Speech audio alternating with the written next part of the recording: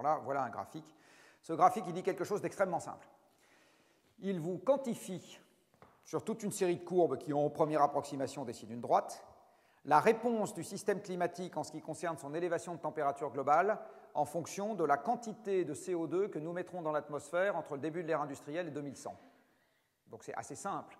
Je prends la quantité totale de CO2 que les hommes mettent dans l'atmosphère entre 1870 et 2100, dont une partie évidemment a déjà été émise, et ça me donne la réponse du système climatique en ce qui concerne l'élévation de température entre 1850 là, en l'occurrence, et 2100. Alors, application numérique, je prends les émissions que les hommes et les femmes, pardon de ne pas les oublier, ont mis dans l'atmosphère entre 1870 et 2015, à peu près 2000 milliards de tonnes de CO2, dont vous avez la répartition sur la droite. Et vous voyez que historiquement, c'est le charbon et la déforestation qui arrivent en tête, pas le pétrole. Je mets ça, je projette ça sur ma droite, et la droite étant une bijection, j'ai appris à l'école, eh bien, je n'ai qu'une seule réponse possible en ce qui concerne l'élévation de température du système climatique entre maintenant et 2100, qui est 1 degré quelque chose. Dit autrement, ce qu'on a déjà mis dans l'atmosphère,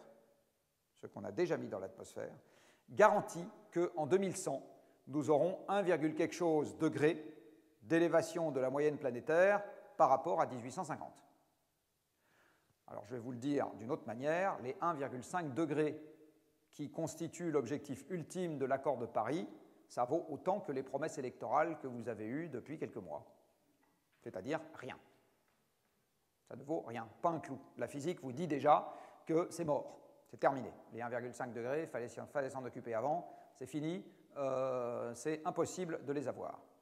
Les 2 degrés, ça reste encore possible, et à ce moment, vous faites le raisonnement à l'envers. Vous dites, ben voilà, je veux caper l'élévation globale de température du système à 2 degrés. Eh bien, la physique me dit que je ne dois pas mettre plus de 3000 milliards de tonnes de CO2 dans l'atmosphère entre 1870 et 2100, dont 2000 ont déjà été émises. Donc, si vous touchez un héritage de 1000 € et que vous en avez déjà dépensé 700, ben vous savez faire la différence comme moi, il vous en reste 300. Ben là, c'est exactement pareil.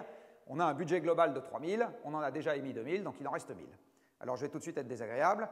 Ça veut dire que sur le siècle qui vient, vos enfants et petits-enfants, parce qu'il y a quand même beaucoup de cheveux blancs dans cette salle, ils ont le droit d'émettre, collectivement, la moitié de ce que vous et vos parents avez émis, dans le cadre d'une humanité qui est en moyenne sur le siècle 3 fois plus nombreuse.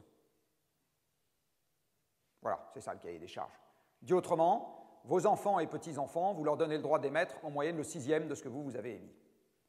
Sachant que l'énergie, ce n'est pas dans cette enceinte que je vais vous apprendre grand-chose, c'est ce qui quantifie le changement d'état d'un système. Dit autrement, c'est ce qui permet d'agir sur le monde. Ça veut dire que nos enfants et petits-enfants, pour la partie qui vient de l'énergie fossile, nous leur donnons le droit de transformer 6 fois moins l'environnement par personne que nous et nos parents. Voilà, c'est ça que ça veut dire. Et ce qui veut dire, soit dit en passant aussi au premier ordre, que vous leur donnez droit à 6 fois moins de PIB par personne. Donc les 2 degrés, c'est 6 fois moins de PIB par personne, en première approximation, sauf efficacité énergétique, mais en fait, je n'ai pas le temps de vous montrer les courbes ce matin, mais ça ne va pas vite. Je vous le dis encore autrement, 2 degrés, c'est férocement récessif. C'est bien la raison pour laquelle, ça fait 25 ans, non, 1992, oui, c'est ça, 25 ans, pour paraphraser cet excellent Brice Lalonde, ça fait 25 ans qu'on se réunit pour résoudre le problème et que le problème n'est pas résolu. C'est à cause de ça.